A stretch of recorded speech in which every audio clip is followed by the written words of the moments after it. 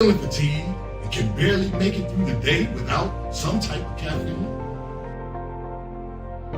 Are you on a journey of healing your body but need a little help? Then alkaline water is what you really need.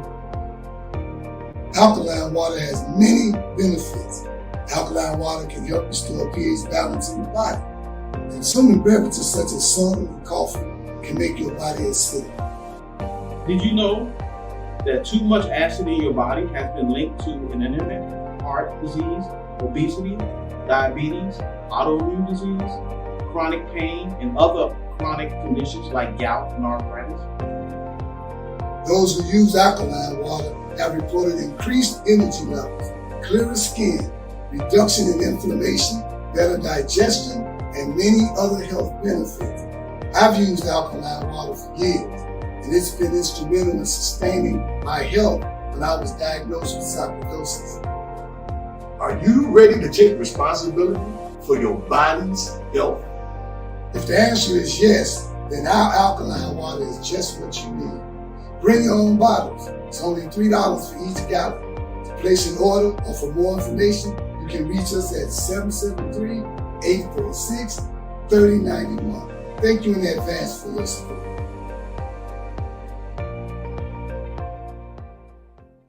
Hi, my name is Sister Ebony Stevenson.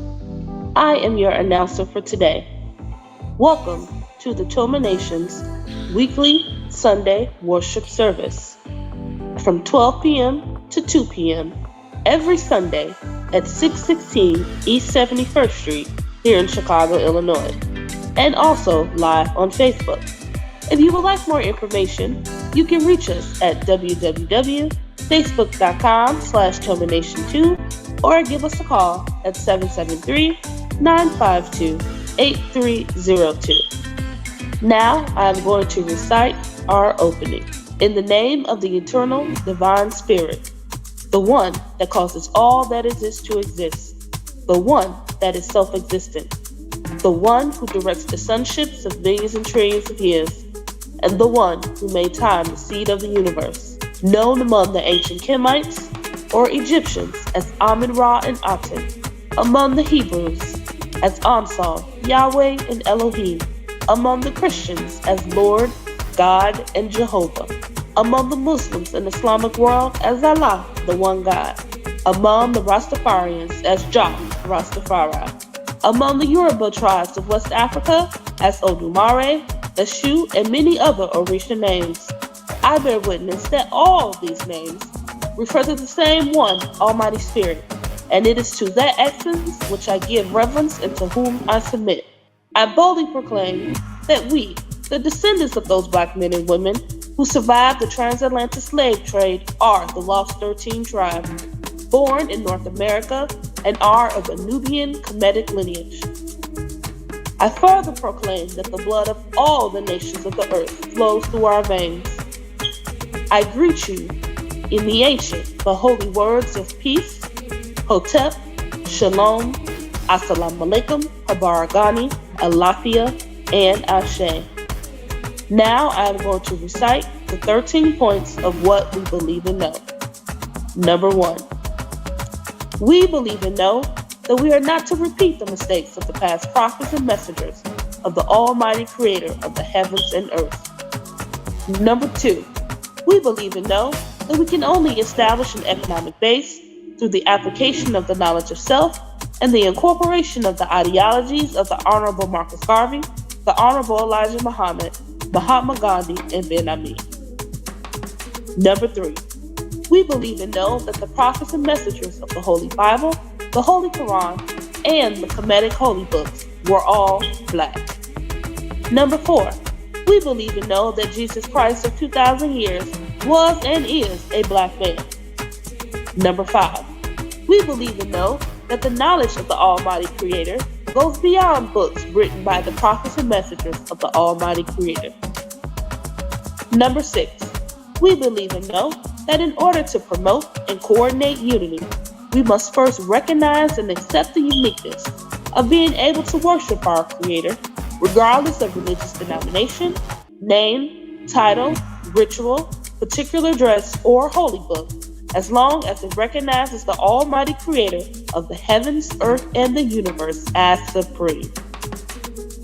Number 7, we believe and know that it is impossible to tell the truth without exposing the wicked governments of the world. Number 8, we believe and know that the United States government, in collaboration with other European nations, have a denial objective to exterminate dark-skinned people of color off the earth through the act of genocide. Number 9, we believe and know that some of the most effective methods that are being used today are AIDS, birth control, alcohol and drug abuse, vaccinations, gang and domestic violence, systematic elimination of trauma centers, the public school system, and public aid within the Black communities of America and the world. Number 10, we believe and know that the last trick that Satan is playing on us is the dividing of us by our religious differences, religious gangbanging. Number 11, we believe and know that the conflict between the various religions are comparable to the conflict between various street gangs within the inner cities of America. Number 12, we believe and know that the war on drugs and gangs is a diabolical plot to disarm the Black community of weapons, break up the Black family, withdraw our constitutional rights, also kill and incarcerate young Black males under the undercover code name Able 2029. And number 13, we believe and know that every letter, shape, sound, and numerical value contains esoteric information that completely transcends the specific contextual meaning of the word.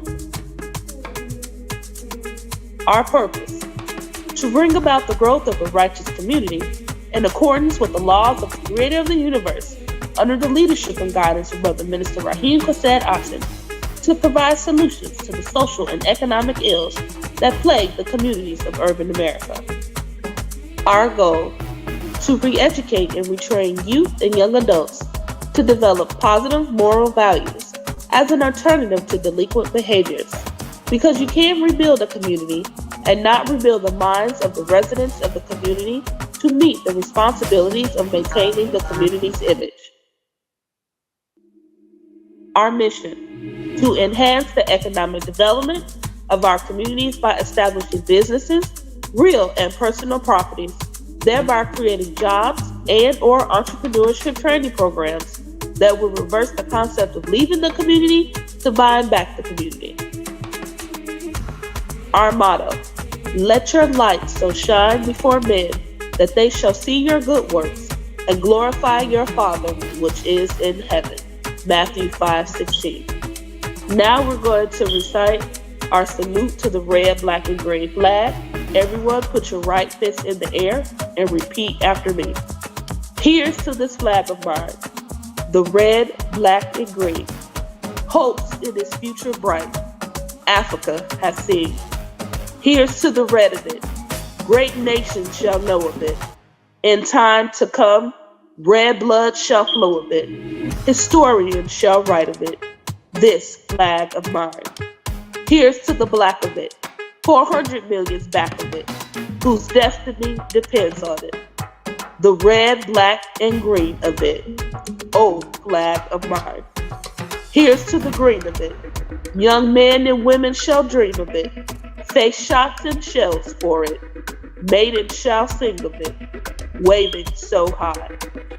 Here's to the whole of it, colors bright and pole of it, pleased is my soul with it, regardless of what is told of it. Thanks to God for giving it, this great flag of mine. Please keep your right fist raised high in the air as we sing our Black National Anthem.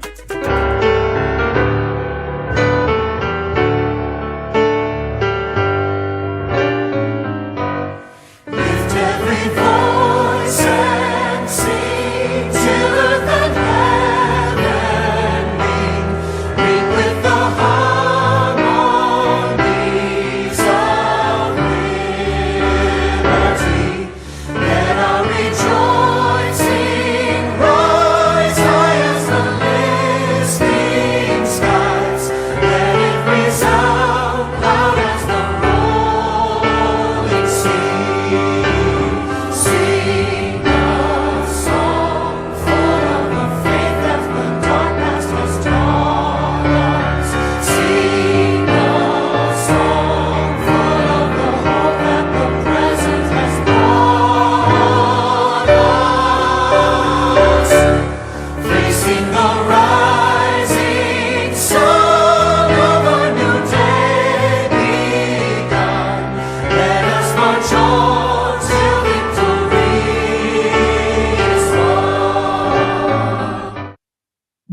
power.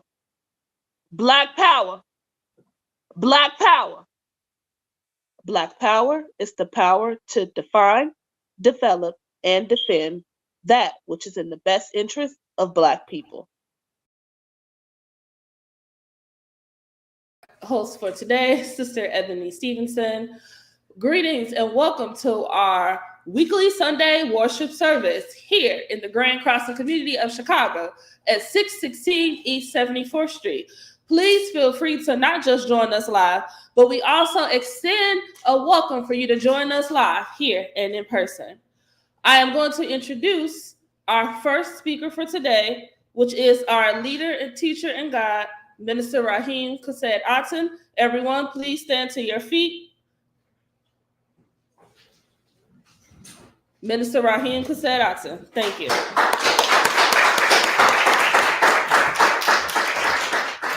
Original salute, Black power. Original salute, Black power. Original salute, Black power. All right. Welcome. Facebook, YouTube, friends, neighbors, kind of up there. I'm Brother Minister Raheem Kased Aten, founder of this great movement. And I'm not here to do a lecture, actually. I'm just here to introduce our keynote speaker for today, which is our youth minister. So the way I'll do that is I got a scripture or a song, the words to a song that I want to say. And those words are, we are soldiers in the army. We got to fight. Sometimes we have to die. We have to hold up this blood-stained banner until we die.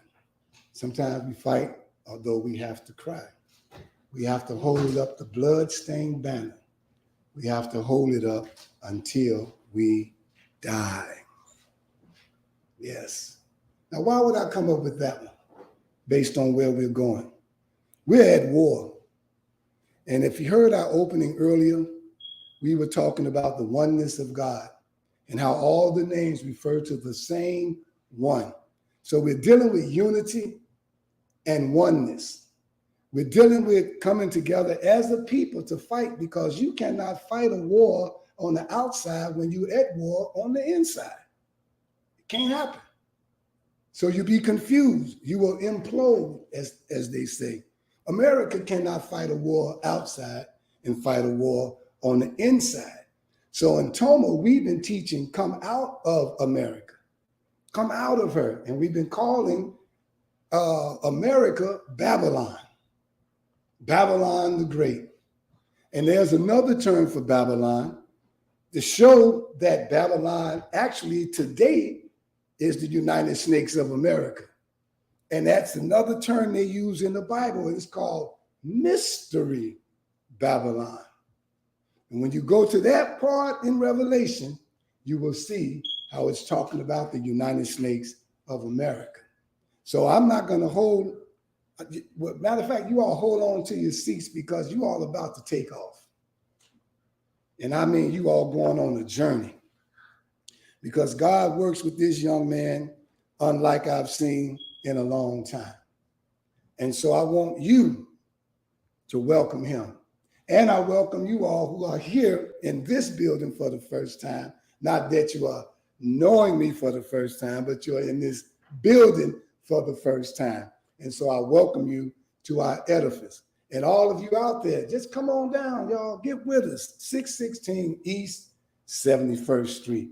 And without no further ado, I want you all to stand again and put your hands together for the youth minister of the Toma Nation, Brother Minister Taharka J. Shakur. Original salute, Black power.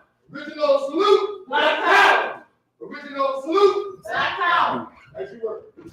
In the essence of the eternal divine spirit, the one that causes all that exists to exist, the one that is self-existent, the one that then exists within us, the one who directs the sunships of millions and trillions of years, and the one who made time the seed of the universe, known among the ancient Kemites as Amen-Ra and Aten, among the Hebrews as An-Sof, Yahweh, and Elohim, among the Christians as Lord, God, and Jehovah, among the Muslim and Islamic world as Allah, the one God, among the Rastafarians as Jah, Rastafari, among the Yoruba tribes of West Africa as Odumare, Eshu, and many other Orisha names. I bear witness that all of these names and many more refer to the same one divine spirit, and it is to that essence that I give reverence and submit.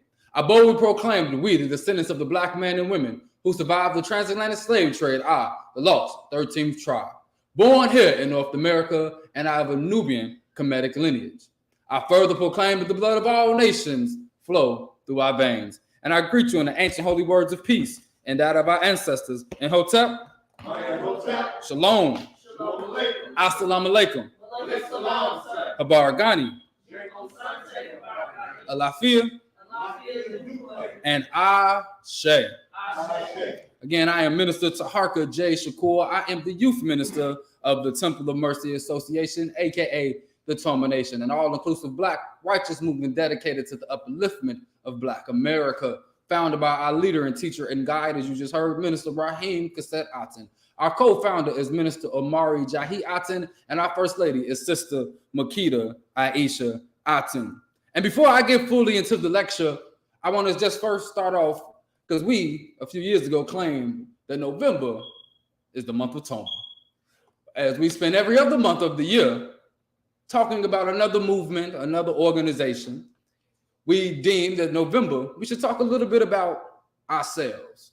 And one of the reasons why we're going to revisit the come out of her lecture today and take it a little deeper is because that is one of the main messages that comes from the Toma Nation, warning our people to come out of not only the physical portion of America, but their mindset and their thinking. As we know, we've been around for over 30 years at this point, and we celebrate November because not only was our founder born at this time, but November holds a beautiful energy in this month with a lot of the different correlations that pop up with a lot of the other movements that we are involved in. So we like the month of November being about Toma. And I say that because it helps us to use this time to not only truly invite people out, but let people know a little bit more about us besides just the messages that we deliver, what we are about and our purpose. And it's going to come out in this lecture as well, what the Toma Nation is really trying to build. And you know, it's a habit of me and the minister that we have something in front of us to read, but we typically don't read it. So I'm going to try to do a little bit more reading to stay on it. And as the minister mentioned, we're going to first break down this mystery Babylon by going straight to Revelations to get this started. From Revelation 17, 1 through 6, and it reads, "And there came one of the seven angels, which had the seven vials, and talked with me, saying unto me, Come hither, I will shew unto the judgment of the great whore that sitteth upon many waters, with whom the kings of the earth have committed fornication, and the inhabitants of the earth have made drunk with the wine of her fornication. So he carried me away into the spirit, into the wilderness, and I saw a woman sit upon a scarlet colorful beast, full of names of blasphemy, having 7 heads and 10 horns. And the woman was arrayed in purple and scarlet color, and decked with gold and precious stones and pearls, having a golden cup in her hand, full of abominations and filthiness of her fornication. And upon her forehead was a name written, Mystery Babylon, the mother of harlots and the abominations of the earth. And I saw the woman drunken with the blood of the saints and with the blood of the martyr of Jesus. And when I saw her, I wondered with great admiration." Now, America is baby London. And why did I say baby London? Well, let's break down Babylon. We know that there is no place on earth today called Babylon. So when the Bible is telling us that a mysterious Babylon is coming, let's go into that mystery a little bit. America was founded when? A while ago. And I'm only going to say a while ago because we don't really care about the date when they started this country. But it was started by the 13 colonies. And where did these 13 colonies come from? Britain.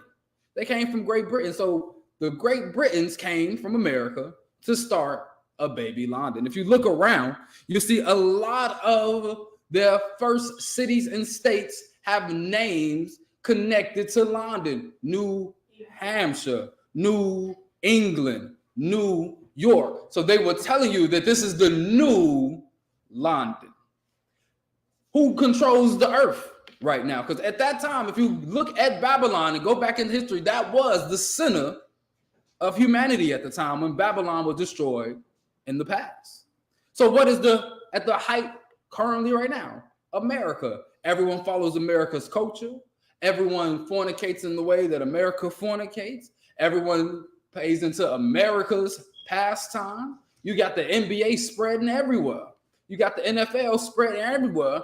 People outside of America are starting to call our version of football football and starting to call soccer in their countries because the fornication of America. And it's sad to say that we ourselves have brought into that.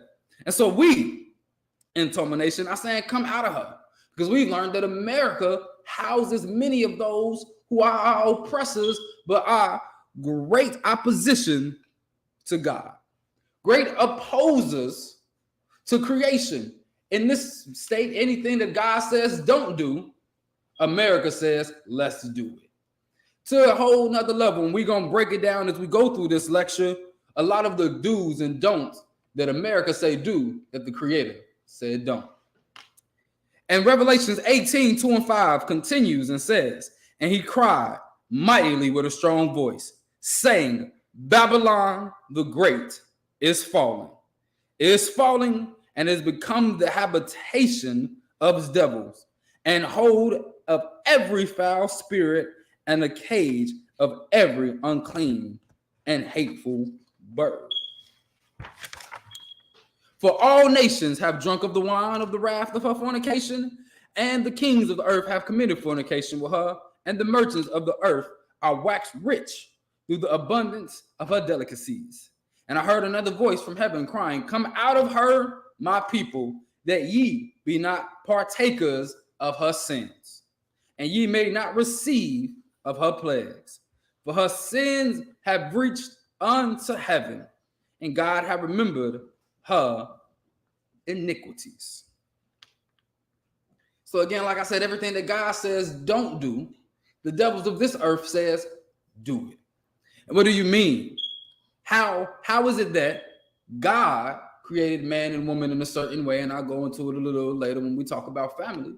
But yet this world says that you can change what God created you to be, that you have a choice.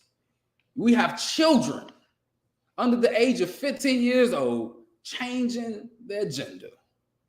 That makes no sense. That completely, now I can understand adults and being an adult and that, and even though that completely goes against God, but children, that child getting that transition at such a young age, what if when they get older, they be there, oh, I made a mistake. That they are now thinking different because they came out of this world, but it's too late because they already did the surgery when they were a child. And so now this child already being confused as a child of who they are then grown, but they're like, I should still be this. But the world is telling them that's okay. The world is constantly telling them it's okay to go against nature. And it is actually getting to a level that makes no sense. The scripture also talk about these foul birds. And I don't even want to say, he said bird, but I think it's talking about bugs too. Because we see certain level of bugs and pestilence that's flying around that also are scavengers like certain birds that we see, like the seagull or the pigeon. A lot of people don't understand pigeons are actually natural birds. They are rats that fly. Have you ever seen a pigeon actually go into nature and go pick some worms up, or do you see them around trash and just eating the trash that is laid around? So they're not a natural bird. What do vultures do? They wait for something to die. They don't go hunting. They wait and they get the carcass that is there. The buzzard, same thing as a vulture. All of these birds are unclean birds. We eat a lot of those. We even eat some of the other nastiest things that we should not even be consuming that are also foul and are a part of this nation as delicacies. One of the major things consumed, two of the major things consumed in America is chicken and shrimp. You can almost go anywhere and get you some shrimp. You can always go anywhere and get you some chicken. But we understand the practices. First and foremost, the shrimp is the roach of the sea. If you don't know that, I'm sorry. I was watching a video of this child looking, and the mama put some shrimp in front of him, and he say, "That's a roach." She was like, "No, it's not. It's shrimp." He say, "That's a roach." And it's like the kids know we're not supposed to be eating that. It is something about shrimp that if a catfish or that sucker fish that people be putting in their fish tank to eat all the algae that just sit on the tank, would you eat that? Would you in your fish tank take it out, be like, "Ooh, I'm about to fry this up real quick and eat that"? But so why do you eat the bottom feeder that feeds on the bottom of the ocean, with as toxic as those oceans are, as poisonous? We eat shrimp. And we're not gonna even talk about how chicken is man-made now. Chickens ain't even born no more. They're made in labs by men, and that is also the stuff we consume. Have y'all not noticed that eggs that come in the grocery store don't boil the same? They don't cook the same as they used to. So where are these eggs coming from? Have you not noticed that the supply of chicken keeps growing, even though they keep on charging us more and more for it? But it just seems like they never run out of chicken. Every grocery store you go to, other meats might be ran out, but they always got chicken. But let's go a little bit further into it. All nations have drank of the wine and the wrath of her fornication. And I will say it in a different way. How many countries are now democratic? See, what's the wine that America has pushed out?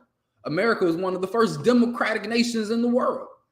We'll name another democracy that's a superpower in the world now, that didn't have that influence come from America, that didn't sip and drink of the wine and the poisons of democracy that comes with their form of government.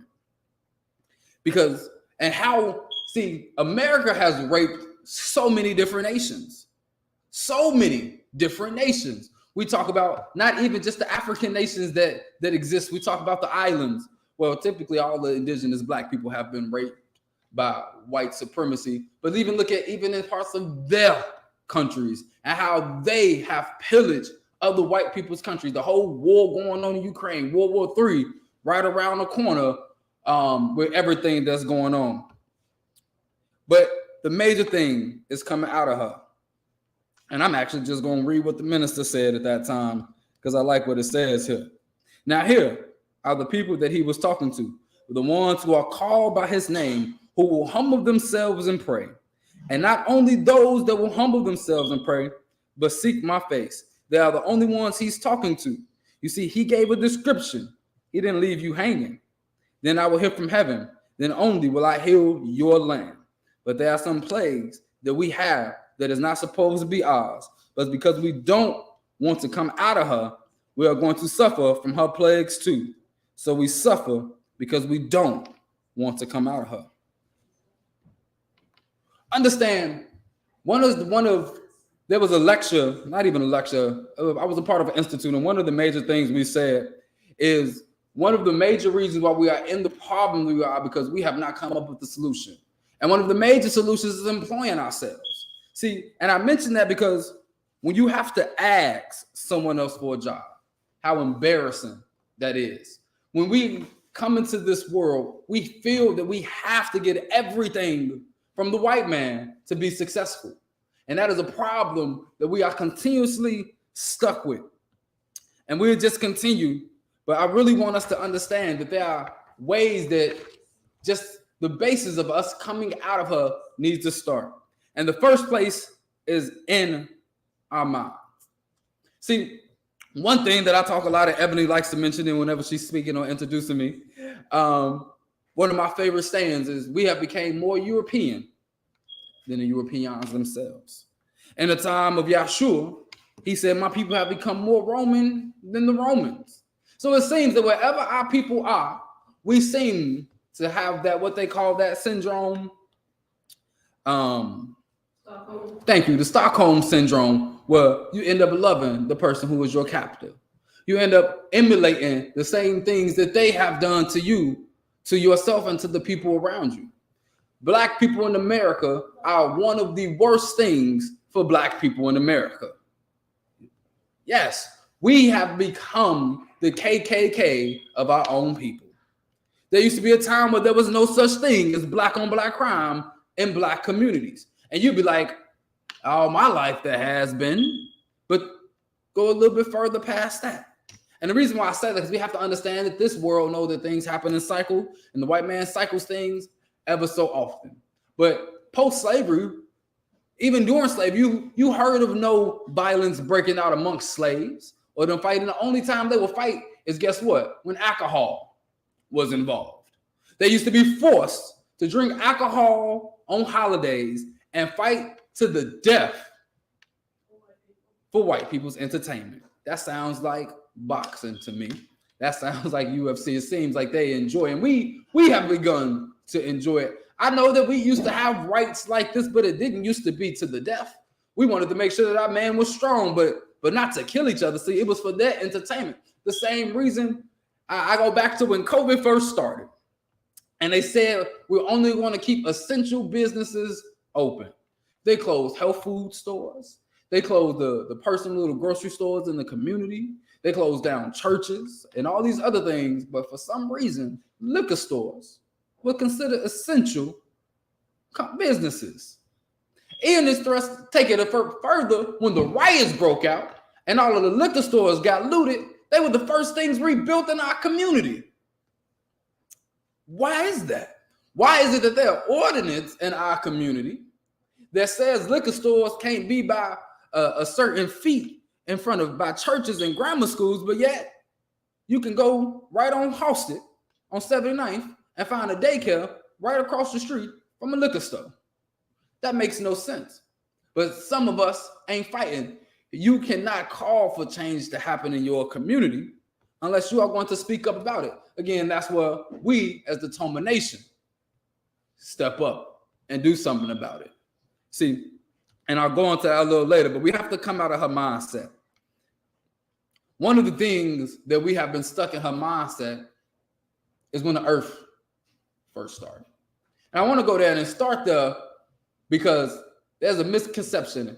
And I'm going to use the Honorable Elijah Muhammad's breakdown of it because Black Root Science takes us a little deeper than the years he gave us. So now the temple, we read Black Root Science now, so we'll use Black Root Science instead. So Black Root Science says this earth, this universe, not just this earth, this universe was created 78 trillion years ago. And right when that universe was created, so was we. The white man want to tell you the earth been around for a long time. Even if you read the Bible, it don't say humans was there at first. It say first the earth was then created, then light, then the creatures in the ocean, then the birds that fly in the sky. Then a little later down, then he made man. No, that's not what happened. When he said, let us, who was the us that made man in their image? It was us, our ancestors that's been around for trillions and trillions of years. And now we have gotten stuck in this time period. And we look at the mindset of the people who have educated us. Most Black people who say they are educated, who educated them? What education systems do we have that has educated them? The more educated a person, in my opinion, gets in white America, if they're not connected to or bounded to a Black movement of some kind to remember who they are, they become one of our worst enemies. When you look at, and again, I say they become, because Dr. Claude Anderson, a very educated brother, but he was rooted in his Blackness. As he continued to move up, he ended up recognizing I got all this influence and power. Let me try to do something and create a black town, an Africa town for my people. Because I noticed being so educated, but also seeing that my people are suffering, I want to do something about it. He's not like some of those other educated people that say, well, that's just their problem. That's the Negro problem. They just need more education, or this needs to happen, where they're agreeing that we are the problem. See, we didn't used to think that we are the problem. And I'm trying to stop myself from continuing the minister's lecture from last week, the You Can't Kanye lecture, because it's levels to how they have tricked us. And there's a reason why they blackball Kanye. And Kanye said something in a lecture in a video that I actually just was watching this morning. And he say, I got to a billionaire level for a reason. And he said, yes, these contracts gave me billion. He said, but in the Bible, Moses had to give up that palace that he was living in when God called him to do something. He said, so I don't mind losing everything that I created in this world, because we need to do for self. We need to come out of her. We need to stop going into they record labels. We need to create our own. I say, oh, Kanye going in it. And they say, that's why they trying to make this man seem crazy. You see, and I touch on, well, the minister touch on all that in here. But I want to touch on it a little bit more. And I say that because there has been something that they have done when messengers come in music, they like to silence them. And 3 of the best messages we have happened to have in music happen to all be Geminis. Tupac, Biggie, and now Kanye West. And I say that because the influence they had in the message that they were speaking. See, Biggie and Tupac was friends, but that's not what they propagated to us. They made this division happen of East Coast, West Coast, but both of the brothers had an influence on such a level that they are still impacting the world today. People might not respect the music that Kanye West has delivered, but this man single-handedly took a Sunday service, filled out every arena that he went to, every single one, to sing church music. That's some power. And they noticed that. You know, they gave him a little bit more power. That was the mistake, because a lot of people don't understand. You think they crazy. You think us Geminis are crazy. A lot of we get tagged as the crazy sign. That is just something wrong with us. But we happen to be the communicator for a reason. Something we get blessed to get certain messages. And the fact that Tupac seen it. He's seen it. He said that they're gonna kill me because of who I am and the potential and the message. If you listen to one of his last interviews before they actually got him killed, he said it. They gonna kill me because the power that I got. He was listening to Huey and got inspired by what Fred was doing a little bit, and so he was getting to that black. He said, "Man, if I was to start talking like this, they gonna kill me." Listen to a few of his raps. You have to see the inside of it. The minister talk about Nipsey Hussle a lot, but he was a messenger. He was a Messiah, and he knew that they were gonna kill him. Listen to Marathon. You hear it in there when he talks about it. He also knew that what he was doing. See, anyone who attempts to come out of her deals with the repercussions of this world because of the only reason why they can't kill Kanye, and most people not gonna believe this, why they can't kill Kanye, is because of his connection with God. Many people don't think that man has a connection with God. But the moment that man came telling us he had a connection with God, when he first dropped his first album, he told y'all Jesus walks with him. He let you know that he knew he was going into a pit of devils and demons. You looked at his interview, he knew what he was being prepared for. The life that he was going to. Again, my lecture is not supposed to be about Kanye, but when spirit moves you, you take it a little deeper. See, and I say that because that man knew spirit was using him. Go listen to a lot of his interviews. And you have to listen to the whole interview because they're going to cut the parts out when he was talking about the message that he got from the creator and then what he was supposed to deliver. The fact that he used that example of Moses. See, a lot of people forget that Moses was raised as an Egyptian in the palace. He was amongst them for a very long time. You talk about he was like, how old? 40 years old before he left Egypt. So, I mean, he was raised amongst them. He lived amongst them. He dined, coming from a lower people. What was Kanye? He came from Chicago, the South Side, the hood, a lower person. Got all the way up to himself, living amongst them, got to the billionaire status. He beat other people who we thought might become billionaires first and got to the billionaire status. Then, while he's up there, he say, I don't care about none of this. I'm voting for Trump. You know how many black people was, but they don't understand what he was talking about. I'm reliving other lectures when I did my lecture, Make Black America Great Again. See, Trump knew America was great. He wasn't talking about taking us back to slavery. I think that's the misconception that a lot of people had what Donald Trump was talking about. He knew when black people was in business, America was booming. That's something that he knew, which is why y'all got those stimulus checks, which is why those PPP loans came out. The Democrats didn't do that. Trump knew that if I get him a bunch of money, they're going to make America a bunch of money. And a lot of the black businesses that was legitimate businesses, they are 6-7 figure businesses now. They took a part of that. So Kanye West knew he had many conversations with that billionaire because he was up there. And he knew that he had to come out and speak against this same people he was a part of. Moses grew up with the Pharaoh. He grew up with the Pharaoh and said, no, hey, so God told me you wrong. You got to let my people go. Kanye West, and we don't want to hear it because they didn't want to hear it. The Hebrews who were slaves, they didn't want to hear it. They complained about the whole process after, the same way as why he's saying this. Who do he think he is? Wasn't he one of them? That's the exact same mindset that we have today, which is why I say you have to come out of that mindset. And we're going to start it with, what do I mean by that on an even deeper level? See, the way that they define us, the way that this world separates certain classes and people like the minister hate this whole millennial and baby boomer thing, that's because that's their classifications. They are the ones who are trying to figure out certain generations. But what I've learned, it's not a generation thing. It's on the parents that rose that last generation, how those children are going to turn out. It's not that all children in that generation are going to be a certain way. It's who raised that child is going to be the way that they're going to come out. But the way that the generations have been raised, they're not being raised by their parents.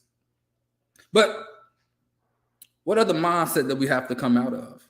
We talk about expanding your mind to fit how these dynasties really work. Because they'll tell you that certain things happened this 1,000 years ago, or they find some bones or some casket somewhere and they try to say, oh, this empire was at this time. No, we have been on this planet for trillions of years, and they will tell you that something that they found ain't that old, or it can't be that old. Humans wasn't here. This planet was such and such this, or all the whole theories of the whole planet was lava, couldn't nothing be on this planet at that time, such and such. It's all allegory. But the Elijah Muhammad teaches that every 25,000 years, a cycle happens, and that it transforms, and not new information, but we are reminded, and out of that, a new book is supposed to come in. I said that book comes when we actually, it's the after book that explains the story of us coming out of this stage of self-forgetfulness that we find ourselves in. But let's get back to the come out of her lecture, because it's definitely some other points that I definitely want to touch on that is in here before I just go off I feel myself going somewhere. So I want to ground myself a little bit real quick. The Temple of Mercy Association does not promote one religion over another because we believe and know that is Satan's last trick. Religion is a tool, wedge that used to cause division. The war between Islam and Christianity and all its subdivisions have been going on for over 1,000 years. If only we knew it's even more than just 1,000 years. But they have been fighting as the Crusaders and all the other titles for 1,000 years over this Christianity, Islam stuff. But we in the temple, we understand two things, and by far everybody know we Masons as well. So I was having a conversation with the minister. In Masonry, there's 3 letters and 4 letters. In religion, it's 5 and 6. So what if it just was 7 and 11 instead? What if we operated like that on the 7 and 11? We know that those are both lucky numbers. We understand that 11 has this power, and they talk about 7 is completion at some point. So why don't we just complete things with the 7 and not have that division anymore? Why don't we just evolve to the 11-point star and don't have that division anymore? See, once we get to that stage of understanding that we can just unite, and it's powerful, Because even if you united all of those numbers, because then 7 plus 11 is 18, and that's 9, and that's all the numbers. So that's truly completion. It's just got divided into 3, 4, 5, and 6, when it's really just 9.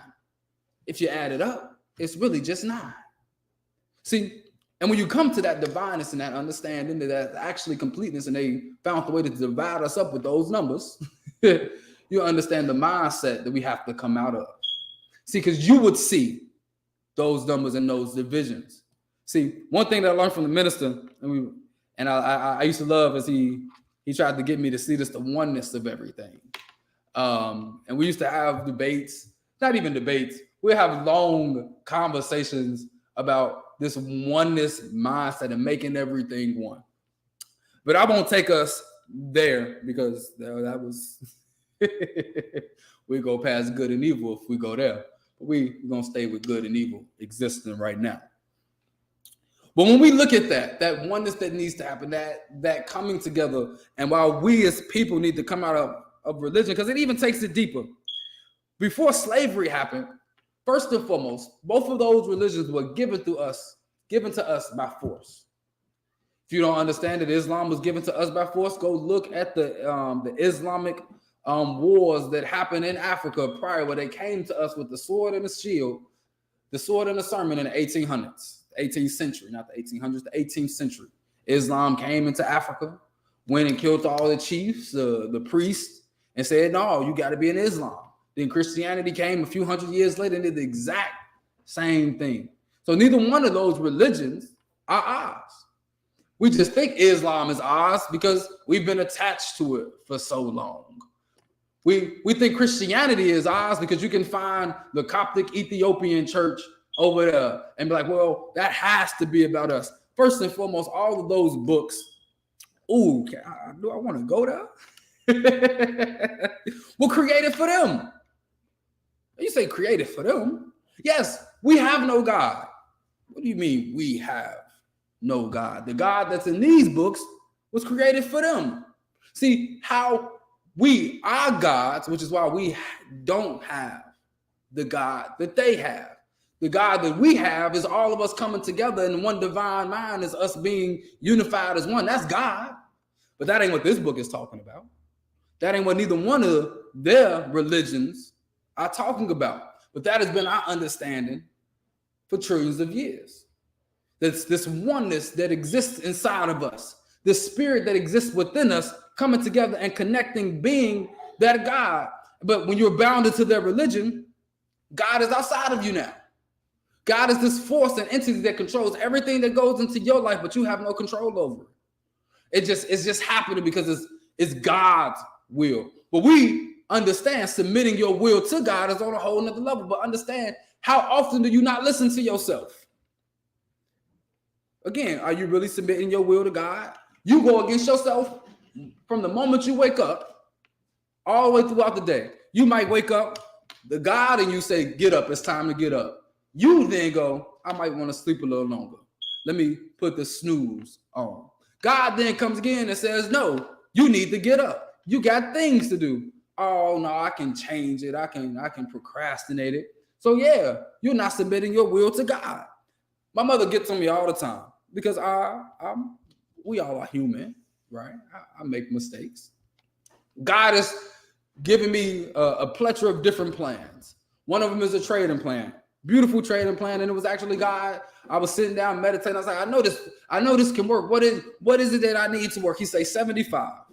I say 75 what? Then he showed me how to break it down and how in a certain point you get to a certain level. Every time I start to trade though, do I follow my plan? Do I follow God's plan? No, I get greedy. I start moving too fast. I always trade in and I blow it because I'm not following the plan that God gave me. But it was also me that wrote it down.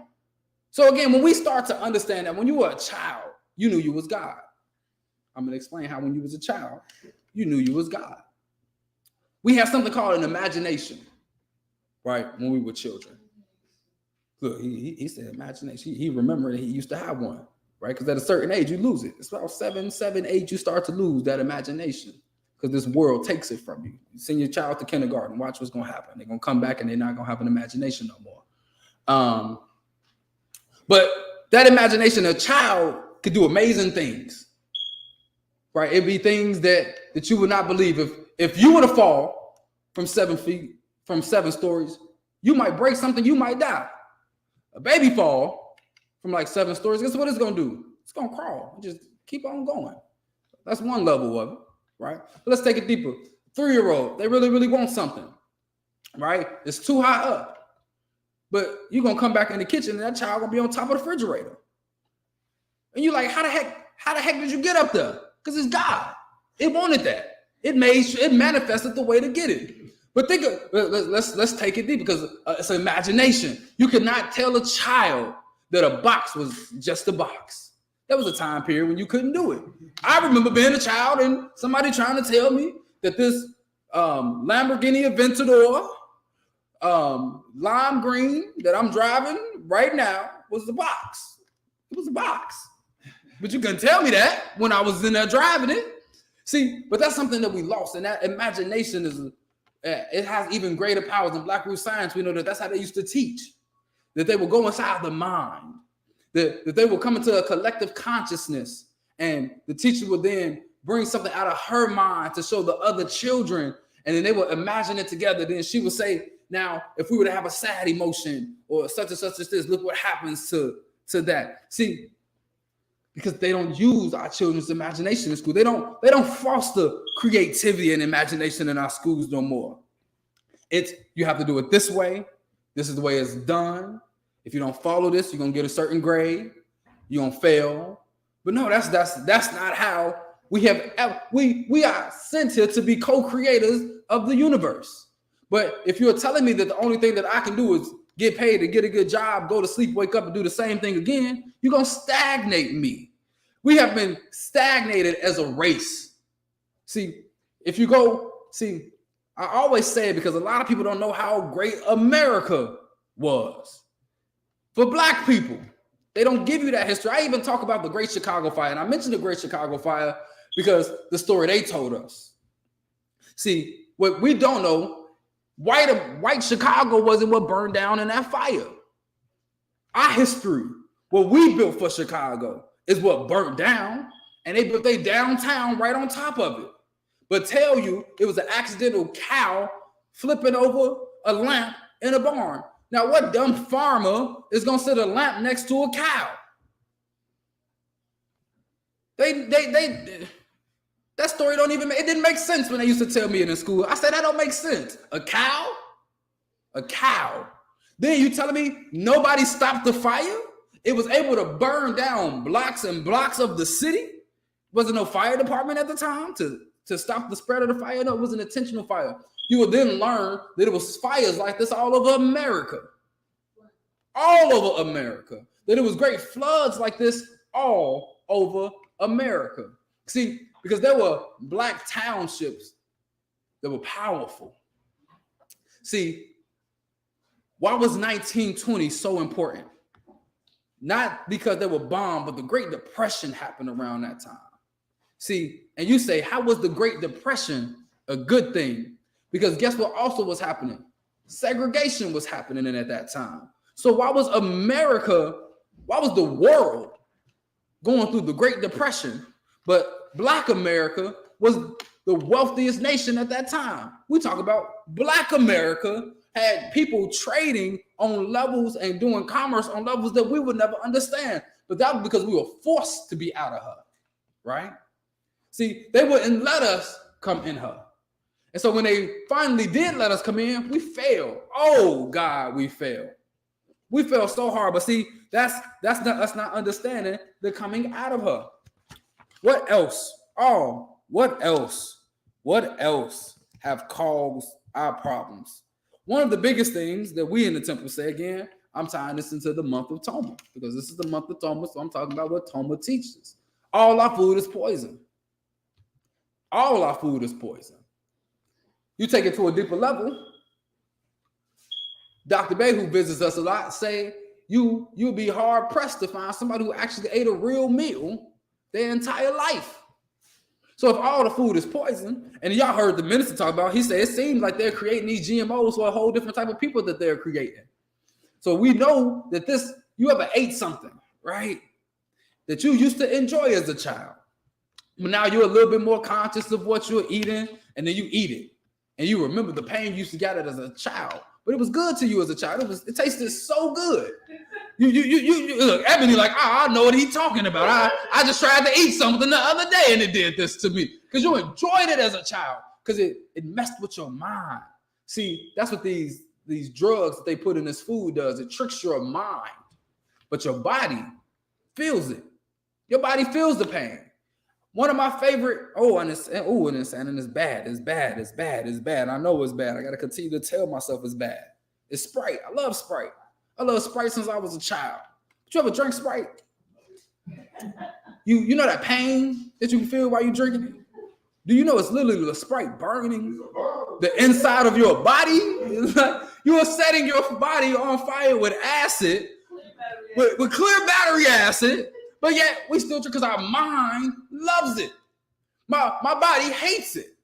My mind loves it, which is why we say come out of her thinking, right? But now her diet. And I'm gonna use some of the scriptures to talk about this and knowing that there's a different diet that we should be operating on because we get to operate a little deeper. So Daniel 1:3-8 says, well, actually it's just 5 and 8. And the king appointed them a daily provision of the king's meat and of the wine which he drank, so nourishing them 3 years, that at the end thereof they might stand before the king. But Daniel proposed in his heart that he would not defile himself with the portion of the king's meat, nor of the wine which he drank. Therefore he requested of the prince of the eunuchs that he may not defile himself. Now let's look at what him not defiling himself led to. Now at the end of the days that the king had said he should bring them in, then the prince of the eunuchs brought them in before Nebuchadnezzar, and the king communed with them. And among them all was found none like Daniel, Hananiah, Mishael, and Azariah. Therefore stood they before the king, and in all matters of wisdom and understanding that the king inquired of them, he found them 10 times better than all the magicians and astrologers that were in his realm. Let's look at that. Do you understand? And we had a sister Jacqueline, who did a lecture on melanin. Do y'all remember her melanin lecture when she talked about how we're at a certain age, the things that we're doing to destroy ourselves? And by the time we get a certain age, our pineal gland is basically destroyed to an extent. It's basically destroyed. So imagine if we never got on the king's diet. I know some children, some amazingly bright children who never ate fast food, who I told they can never have certain sweets, don't eat meat. And I'm telling you, having a combo, it was his brother named Sadat, his children were bomb, but he never let them eat meat. They were raw. One of the sisters, she was 9-year-old, owned her own business. And when I talk about owned her own business, she was making 5 figures a month at 9 years old, owning her own business. We're seeing a lot of these young people popping up. I bet you're going to end up finding out that their parents don't let them eat the food of this world. Because it's this world and a food that causes us to be in the situation that we are in. We think the itis is a normal thing. Black people love having the itis for some reason. It seems like something that we look forward to. On Thanksgiving coming up, we about to get the itis. Why are we proud that something that's supposed to give us energy puts us to sleep? See, and I said that to me, what you mean? Food is supposed to nourish your body. It is supposed to help you continue to go and to grow. But for some reason, almost everything we eat puts us to sleep. It literally kills our body. There was a time, and I'll use just bump that. We met a lady who's over 90 years old, right? She was dancing and moving. I'm pretty sure she's not vegan, but the spiritual connection she had, see, it's levels to how you can live a healthy life. But I'm pretty sure if she was vegan and had that spiritual connection, she wouldn't look 90. Because I know somebody, I I was on the train. I was 19 years old, and I think I might have told the story before. But it was this sister that I would see on the train ever so often as I was coming home from work. One day, we got on the same car as each other and the same train, and I spoke to her. She ended up telling me, I got grandchildren your age. I say, what you mean? You got grandchildren my age. How old are you? She said, I'll be 65 my birthday. I tell you, this woman looked like she was 25. I say, how do you look that good? She said, well, the relationship with God, I don't put that poison in my body. She said, I don't eat. She said, I grow all my food. I make all my food.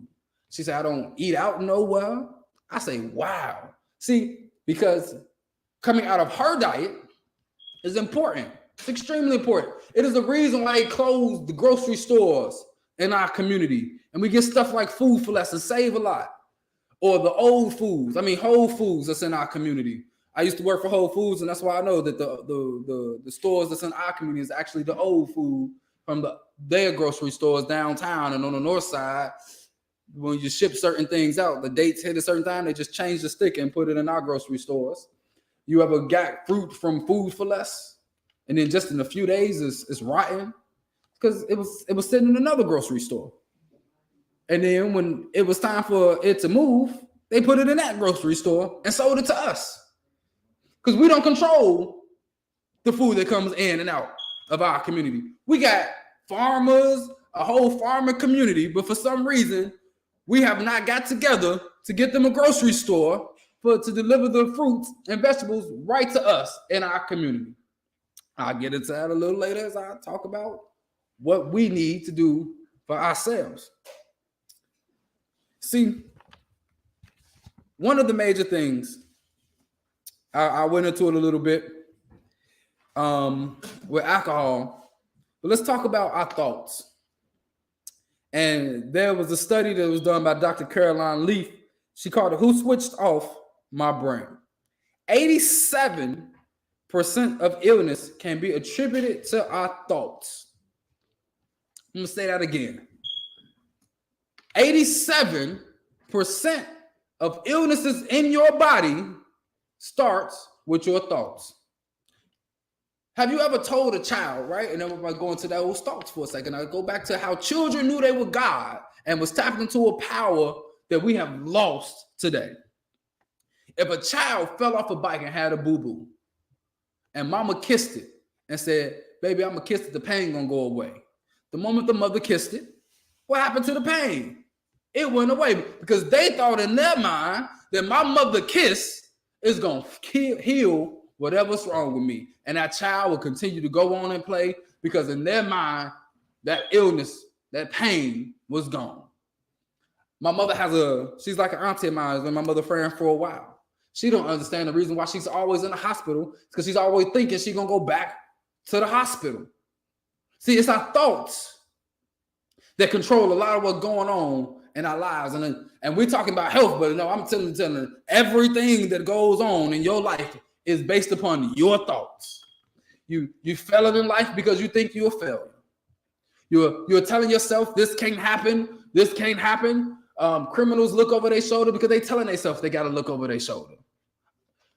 If a criminal would think, and I'm only using the word criminal because I typically don't think when Black people are put in a certain situation and they have to survive that they're actual criminals.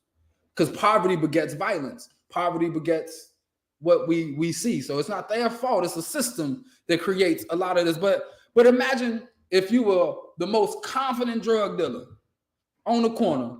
Knew ain't nobody going to shoot at you. Nobody was going to rob you. Guess what's going to happen? Ain't nobody going to shoot at you. Ain't nobody going to rob you. Ain't no police going to pull up on you. Because you're not thinking, but what's the thoughts you having when you out there? Oh man, I hope this person about to walk past me. Oh man, the cops. It's your thoughts. When we look at health, the minister talk about it first a lot when people come to him with these health challenges that they have. The Dr. Bay, first we don't like to change our diet, but it starts with your thoughts. When you go into the hospital, I'm gonna use the minister's story for an example. I can use his story for an example. Before he knew he had sarcoidosis, he wasn't sick.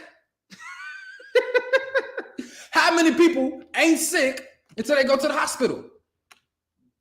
Think about that for a second, because they know something about the power of suggestion.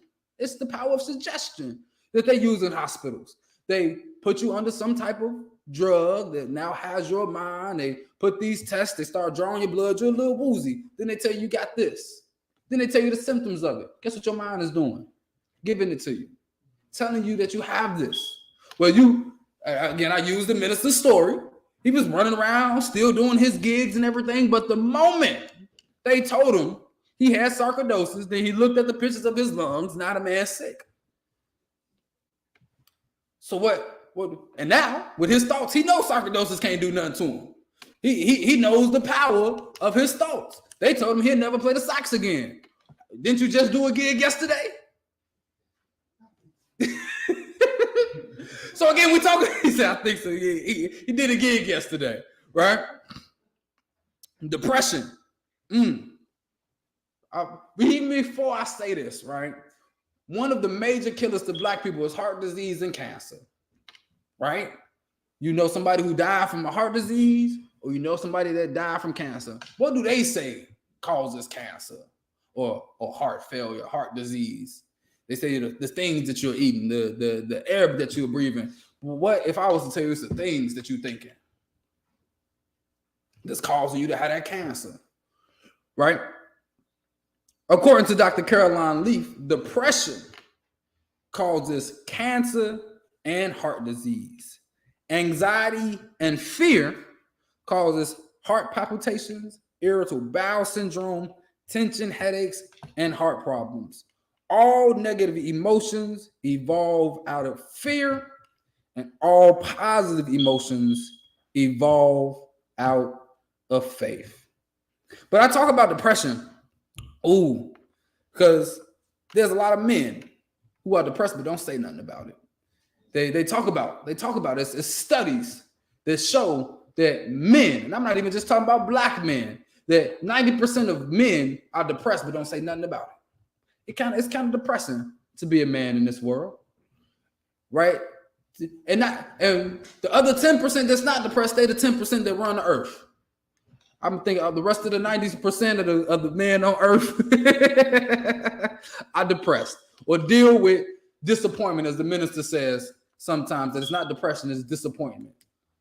But let's look at that. You have a child. You feel that there's certain things that you have to do to take care of this child, but then now you can't do it. Let's say you're the son in the family of all women. I'm the son in the family of all women.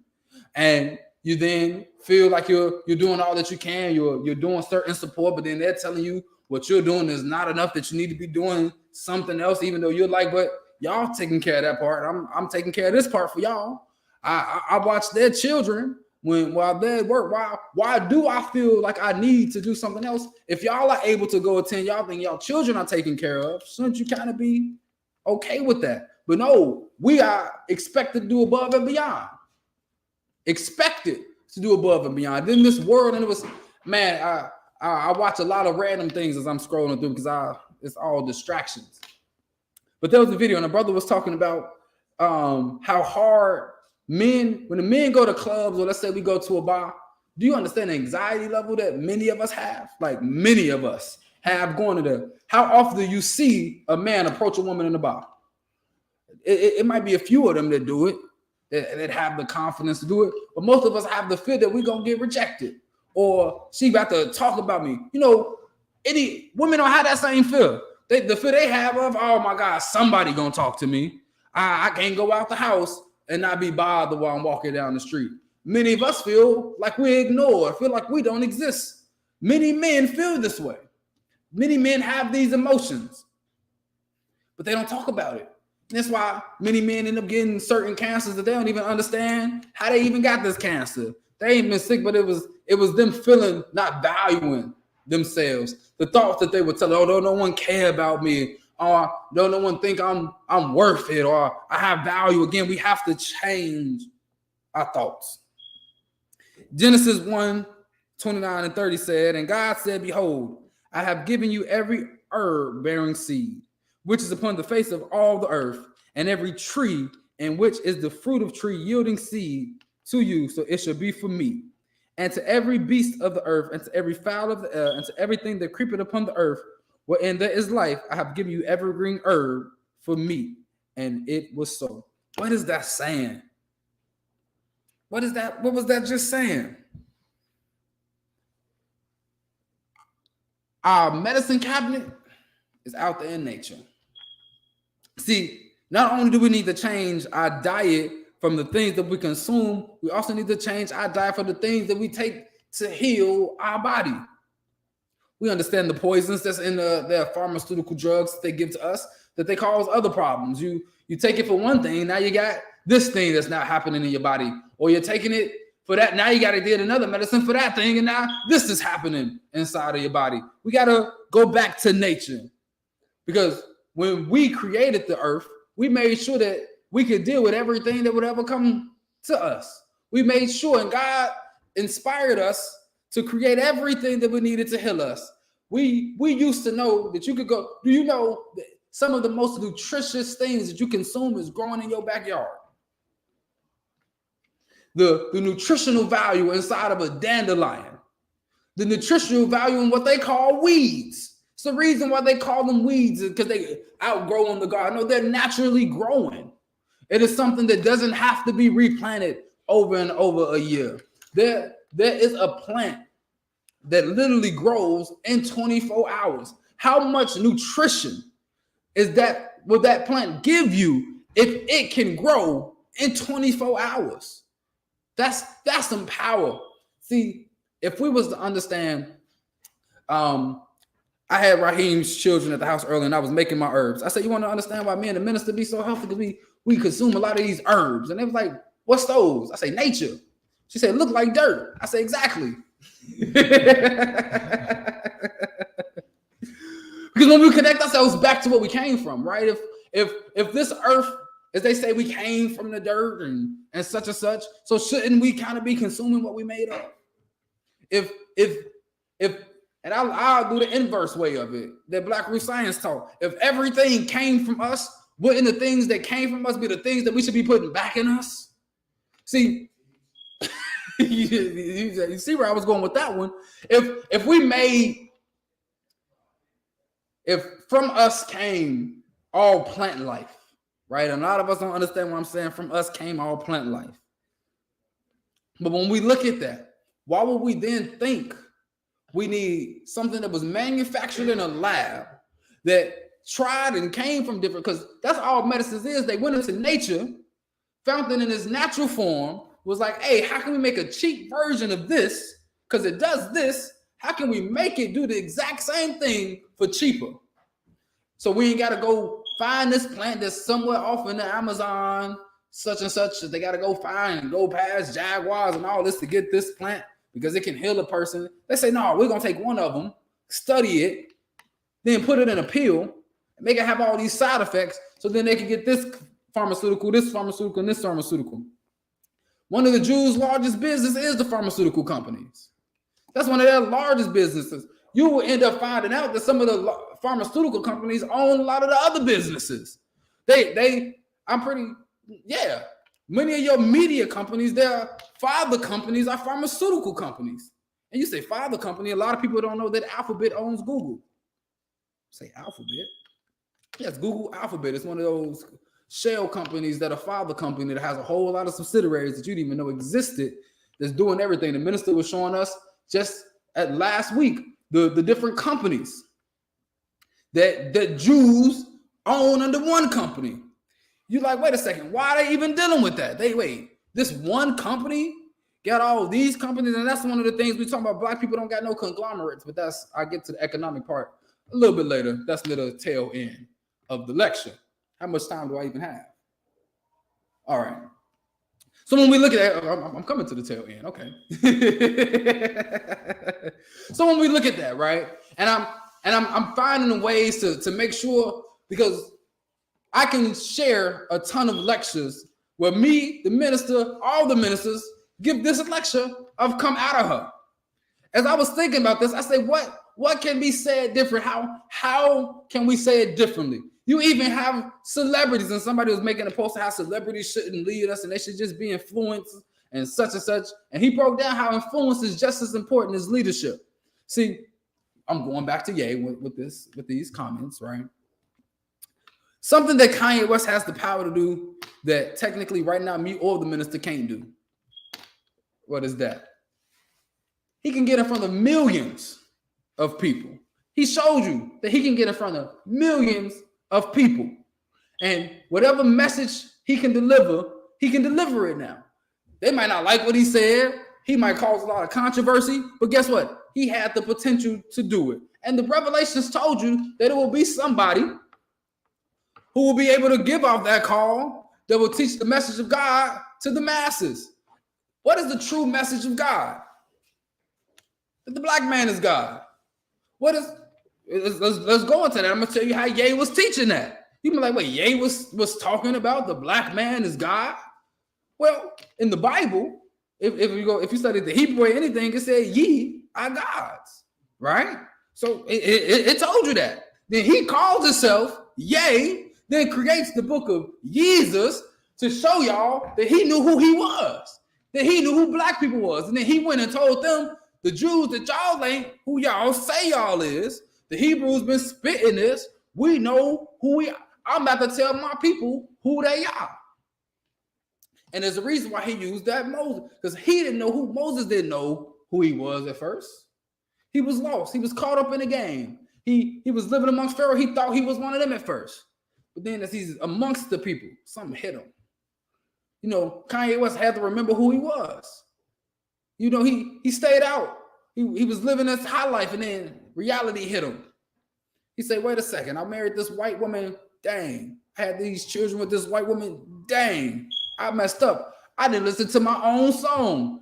When I get on, I look for a white girl. He did it himself.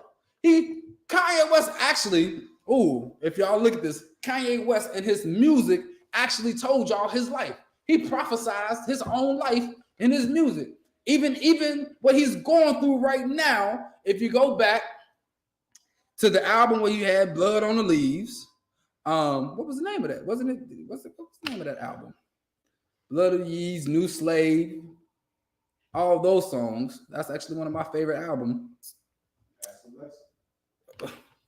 Yeah, Alexa is right there. Hey, Alexa, what album by Kanye West is Blood on the Leaves on? From Wikipedia.org, Blood on the Leaves was released on June 18th, 2013, as the 7th track on West's 6th studio album, Jesus. I knew it was Jesus. Right. I was right. Okay. On the Jesus album, when he told us who he was, he told y'all what was about to happen in the next few years. He then did it. He said, I'm going to have y'all dressing like slaves and new slaves. He said chains and certain things. And what line of clothing did he drop? And what were white people wearing? They were wearing trash bags. This man made fashion. He made a trash bag fashionable and told y'all that whatever we produce, this was he was telling y'all, whatever we produce, they gonna buy. And they did it. And this man became a billionaire. And he told y'all he was gonna do it on Jesus. Then he did that church album, and y'all didn't think what he was about to do with that. He did the church album and told y'all the Christian world was gonna go against what he's about to do. Then when he did his church service and became one of the most prominent things, and he told y'all what he was about to do. You go all the way back, Ye has been prophesied in almost everything that man has spoken about his life. If you watch his documentary, he told y'all in the documentary, I'm gonna be rich, I'm gonna make it. I don't care who's stopping me. Because he knew he had to get up there. Man, that brother, I just can't wait for, I wouldn't be surprised how God is working, that sometime it's gonna be random. Kanye West is gonna be sitting in the audience. Being like, I knew Toma, because you remember Joshua told us last week that Africa, one of our sisters, Africa Porter, has a relationship with Kanye West, a personal relationship. When he was talking about buying the what's that theater? The Regal Theater. She was there at some of those meetings. I happened. It was the day after he left. We went to go look at the theater again, and I was in there, and she was like, "Yeah, man, you just missed. We was just with Ye downtown." I was like, "Oh wow!" And she sent him the minister's lecture last week.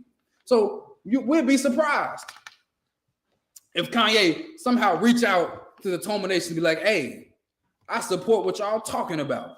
Y'all is on that because he knew he ain't got to manifest it. I'm gonna manifest it. I actually got it written in one of my journals that Kanye West is, because I seen it when he bought that land.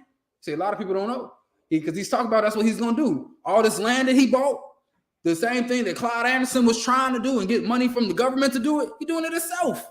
He said, "I'm gonna create these black communities for people to live in," and people didn't believe me when I said that. That's what he bought the land for in the first place. When he did that whole video and he was standing up there and looking at all the land he just bought. I said, he bought that. That was the promised land. I said, he bought the promised land. People was like, he brought that's no, Kanye West ain't gonna do that. You think he just gonna give black people that and such and such? He's married to a white woman, such and such. Kanye West was trying to find a way out of that relationship for a long time. He knew what he was doing in that power struggle to get to what he knew. If you want to get successful in a world and them not watch you marry a white woman, watch how much you can do while you married to that white woman. And they're gonna be like, well, we got him. He's married to one of our women. He ain't no threat to us. Man, Kanye West was a god in white clothing.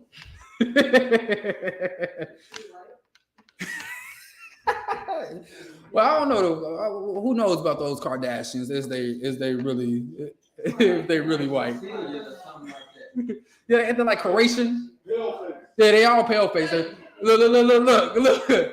You know, for me, it's only two races on earth: blacks and everybody else.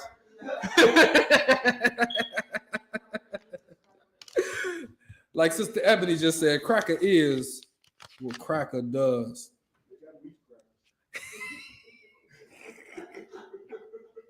Well, let me not speed through all of this, but let me speed up a little bit.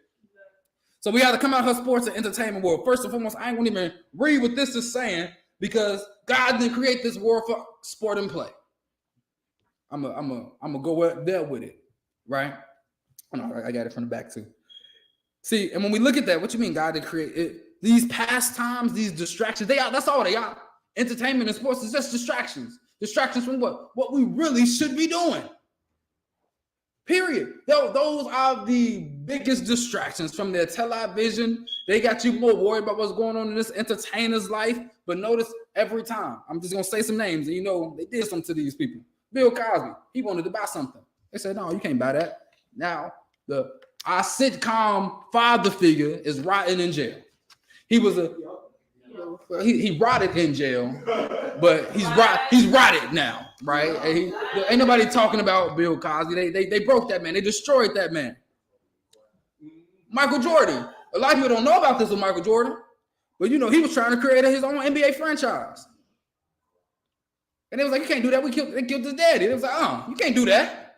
Try because they knew they couldn't kill Michael Jordan. They're like, we can't kill him. He our GOAT. We need him.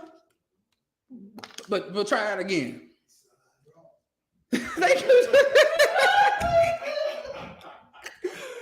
Michael Jackson. He wanted to own Stoney. He's trying to buy Stoney from them. The agents was with it. So I said Stoney, right? Sony. He was trying to buy Sony. The agents was with it. The white man was like, no. He was like, well, all right then. I know what to do. I'm gonna go tell the world how y'all evil with his dream tour. What happened? They like, nope. Bye-bye. Well, we know what they did to Kanye West. I've been talking about him all day. Shoot, the last name, and I like the name that the minister used, Craig Hodges. See, this is how you know that this world don't want us and our culture. They kicked this man out the NBA for winning a dashiki after they just won a championship. They said, oh no, you done. You banned. And anybody who speaks up in entertainment, I instantly shut out. That's the message with that. That's why we got to come out of the entertainment. Well, I don't even got to mention Kyrie because this is the third time they did this to him. In the time since since COVID, they did it to him. They was like, oh, you anti-COVID. Now this man's like anti. They like this. Kyrie know who he is. This, again, you can go in their world as long as you hold on to who you are. They can't mess with you. They can only suspend Kyrie. They can't kick him out the NBA because he know who he is. He gonna keep on saying what he want to say, and guess what? He's suspended, but he's still getting paid. Because they can't. Kanye West, yeah, he lost a few contracts, but he got his own money. So he got to do for self. come out of their lifestyles and changing the criteria of a family. Like I said, I'm gonna speed through this because my time is running out, and I definitely want to close with helping building the kingdom of God. We got to come out of their lifestyle. They're trying to tell us that the way that God did it ain't the right way. When it's man, woman, and child, they're trying to tell you it's two parents and a child. What that means is two parents and a child. That doesn't mean man, woman, and child. It means two women can have a child and raise it. Two men can have a child and raise it. I presented it to one person. I say, if that was right, how are we going to get more children? How are we going to get more children? If that's the new criteria, how are we going to get more children? Right? We got to come out of that thinking. God made it man, woman, and child, which means men need to be with women for women to have children. Period. We got to serve our own community. And when I say that, we have the OMIB. But and we say the OMIB is not just a suit, it is the black man. So the black man has to be the protectors of his community. But I said a lot, but we had to come out of her, my people. Pharaoh has let us go. It is time to let her go. Right? America don't want nothing to do with black Americans. The only thing America wants to do with us is destroy us. They've been putting that plan in place for a while now. Once we got out of slavery, once they seen what we can do, they integrated us, and it was like, dang, that was a mistake too, because now they're taking over all of our stuff. We just got to get rid of it. And we know that most people think it's conspiracy when we say this COVID was for us, AIDS was for us, a lot of other systems, the fast food is for us. Even in their communities, they fast food tastes a little bit different. But help us build the kingdom of heaven on earth. We need our own land. And I'm going to change a little bit. The land is already ours. We just need to claim our land. We need to own our own media. We have to own our own channels of distribution. We have to own our own products. We have to own our own food and co-op supermarket. We have to own our own schools, own our own banks, own our own businesses. As Marcus Garvey said, the white man got all of it. Why don't we, if we are the forefathers of humanity and civilization? I leave you as I greeted you in an ancient word. Wait, stop. We got to watch and pray to be worthy to be saved. And when we say pray, it's doing spiritual food. It's making sure that you are observing what is going on, and not just from social media, but watch so you can be saved and stand in front of the I'm just going to read it. Watch ye there and pray always that you may be accounted worthy to escape all these things that shall come to pass and to stand before the Son of Man. I leave you as I greeted you in the ancient holy words of peace and that of our ancestors in Hotep Shalom, Assalamu alaikum, Baragani, Alafia, and Ashe.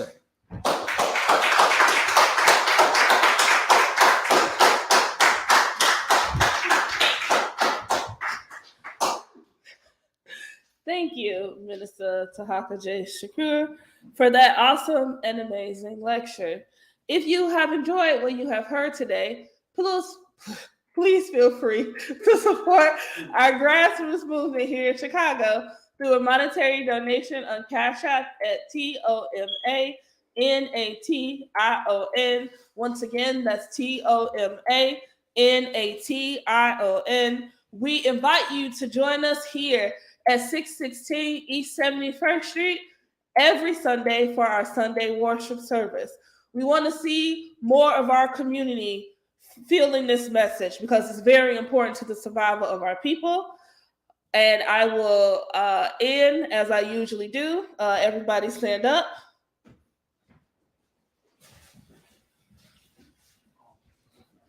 Put your right fist in the air and repeat after me. Black power! Black power! Black power! Black power! Black power! Black power! Black power is the power to define, develop, and defend that which is in the best interest of Black people. Thank you so much. See you next Sunday. In the essence of the eternal divine spirit, the one that causes all that exists to exist, the one that is self-existent. How many men have children and the children never meet their father? See, you created a void in that child because you are a part of that child. Black power. Black power. Black power. Black power.